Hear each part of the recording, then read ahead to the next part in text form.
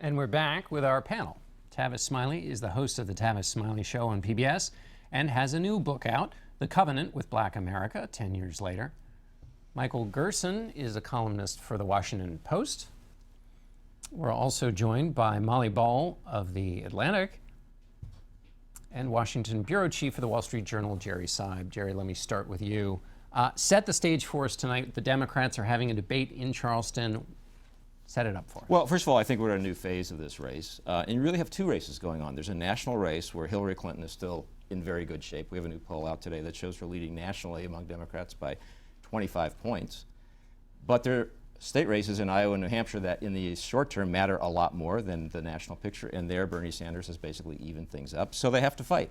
And I don't think Hillary Clinton wanted to get into fights with Bernie Sanders. She wants that energized base that he represents to be with her in a few months when she presumably gets the nomination. But now she has no choice. So they'll be arguing about Wall Street, who's tougher on Wall Street. And they'll be arguing about gun control, who's tougher on gun controls. These are litmus test issues for that base that Bernie Sanders talks to all the time. Molly, is it close because of something Bernie Sanders has done or something Hillary Clinton has not done? Yes. I think it's both of those things. I think you have, number one, an attempt to sort of coronate a candidate who fundamentally doesn't inspire the Democratic base, especially where the Democratic base is today. The Democratic base is in a much different mood than it was 8 years ago when they were just hoping to get rid of George W. Bush.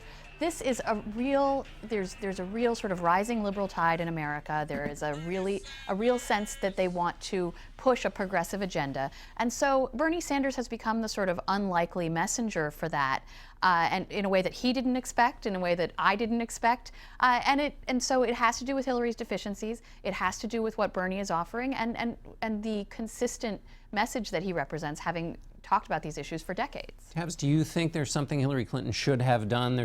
She's at the stage now where she's getting a lot of second-guessing articles appearing in the Washington Post, New York Times. Is there something she should have done, seen this coming and taken on Sanders earlier or something? I wonder how she must feel. In 2008, she gets blindsided by a black guy from the left. And in 2016, she's blinded by an old white guy from the left.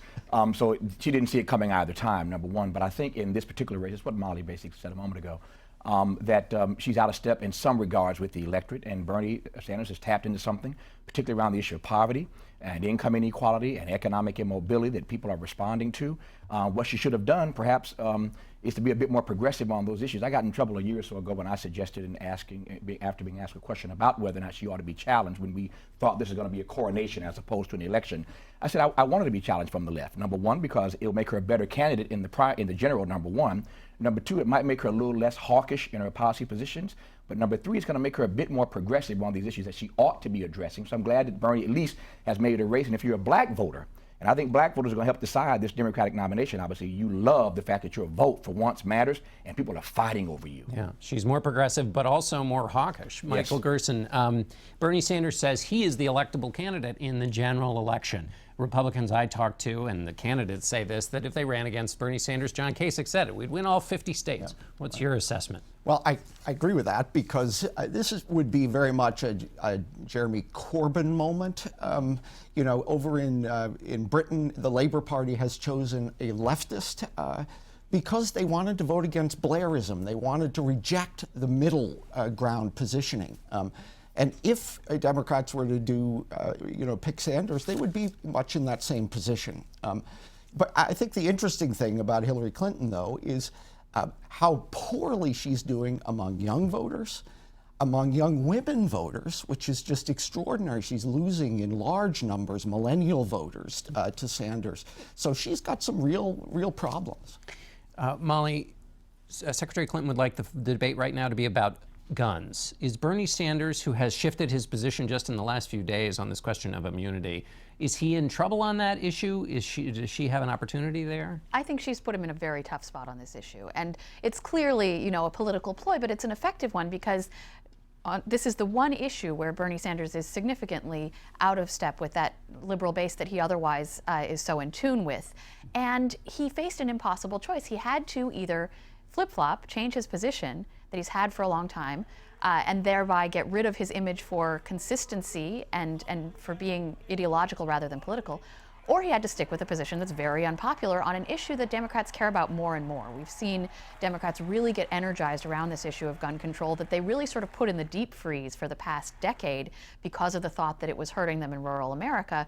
And so, you know, given the choice between, as Hillary said earlier on this show, flip-flopping to the right position or sticking with an unpopular position, he finally gave in, and that's been very interesting. And I think you're going to see her nail him on that by saying, "Look, this man who you see as so pure is just another politician on this issue." And Bernie Sanders will just talk about Wall Street. Exactly, and as we had a story in the Journal yesterday in which we said the difference between them is that they both want to go after Wall Street, but Bernie Sanders wants to do it with a mallet, and she wants to do it with a scalpel. He's saying basically break up the big banks, send people to jail if necessary, and she's saying let's regulate smarter, let's do Dodd-Frank plus, let's do all the smart things. And so she's got the 10-point plan, and he's got the 1-point plan, and this happens to be a year where the 1-point plan seems to be more effective than it would have been Well, otherwise. and you remember But in the if- last Democratic debate, he really made her squirm on this, and she did not have a good answer. This is when she came back with 9/11 to the question about Wall Street. But if the question is who's more anti-Wall Street, Hillary Clinton's not going to win that. She didn't choose to go back and represent Arkansas. She represented New York State in the U.S. Senate. Those are her people. She is associated with them, and she's going to have to move to other issues in order to win the debate. Tavis, I want to ask you a question about your book and this lead in the water in Flint, Michigan. There is a sentence here in Chapter 9, Assuring Environmental Justice for All, that reads, if a community happens to be poor, black, or of color, it receives less protection than does an affluent white community. Flint has a majority African-American community. Do you think that's what's happening there? I think it's a case in point. I think that when you are politically, economically, or socially disenfranchised and you're forced to live in certain pockets in this country, this is precisely what happens. And then you get treated like an afterthought. When you raise the issue that something is wrong with the water, people don't take you seriously. And so on the environment, on health, on education, on so many other issues, African Americans and poor people continue to lag behind. This book points out that in the last 10 years since the original text came out, black people have lost ground in every major economic indicator category. Every major category, black voters, the president's most loyal constituency, have lost ground, and the environment's just one of those issues. So environmental racism is real, and we're going to see these cases come up more and more and more. We see it in Porter Ranch, not exactly a poor community out in California where I live, but in poor communities, this is an old story. It's making national news right now. The timing is right, wrong, but right in terms of a presidential election. But these incidents happen all the time. They just don't get this kind of exposure. And maybe they will in the debate tonight. I hope so. Let's switch over to the Republicans. Michael Gerson, the Trump and Cruz friendship has gone through a dissolution. Where do you think that fight is, and where is the Republican race right now? Well, I think, unfortunately, from my perspective, Donald Trump had his best debate. There's very little question about that. And particularly on this question of New York values, he very much bested Ted Cruz, who was left in the split screen clapping for Trump, which was a kind of assertion of dominance. So that it's engaged now. A lot of Republicans, however, think of this as the Iran-Iraq war. They want them both to lose, right? And someone to come in a third lane that can challenge these two very developed constituencies right now. But that third lane is quite crowded, isn't it? Quite crowded, and it's getting mean in that third lane. That's the big problem that the establishment people around this town are worried about, which is to say, well, maybe Marco Rubio will emerge, or maybe Chris Christie will emerge, or maybe John Kasich will emerge. But they're all busy sort of slicing each other up right now. And meanwhile, Ted Cruz and Donald Trump kind of proceed down the path in their own lanes. I'm sorry. No, I was going to say, somebody had better emerge, because as we all have to admit this today, and we know this in the politics, that Republicans can continue to win gubernatorial races, senatorial races, congressional races, but their presidency will continue to vex them if they can't find a way to expand their base.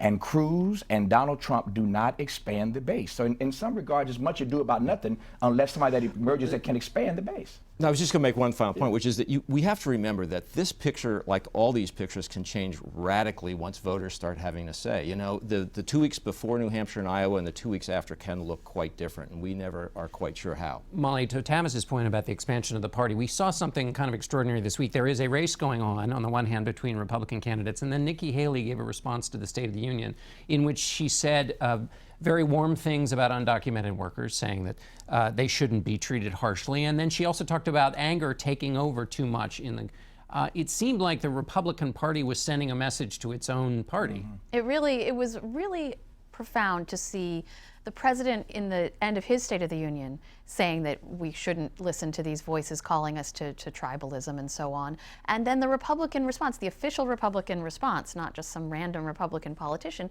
really sounding the same note. There is a sense in which the professional political class collectively is panicked by the forces that they see Trump having unleashed, and that they see Cruz also sort of riding along with. Now, Cruz is extremely well positioned here, and I am not convinced that Trump actually won that exchange with Cruz in the debate, because the goodwill that Ted Cruz has with the sort of talk radio faction that's been giving Donald Trump a free pass is going to really help him now that those two are in conflict. Last 20 seconds to you, Michael. Yeah, we concentrate on the horse race element here, but there are big issues at stake. Is the Republican Party going to be the party of exclusion? They're really deciding whether this is normal, whether this is acceptable, and I think that's where we need to focus. Great, thanks, Michael. Thanks to all of you. We'll be right back.